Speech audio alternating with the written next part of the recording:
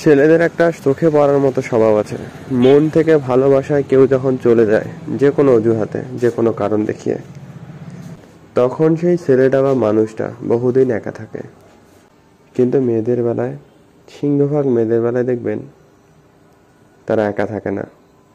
হয় আগে থেকে কাউকে না কাউকে গ্রহণ করে সেটেল করে থাকে, হয় আগে থেকে কাউকে না কাউকে গ্রহণ করে, নতুবা ছাড়তে না ছাড়তেই কাউকে না কাউকে বিয়ে করে ফেলে, গ্রহণ করে।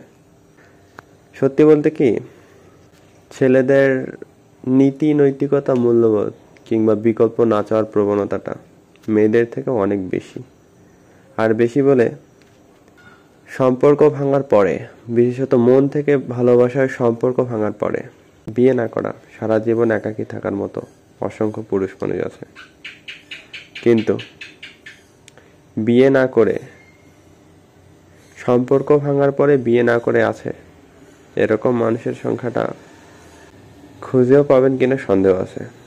থাকতে পারে, কিন্তু সংখ্যায় কম।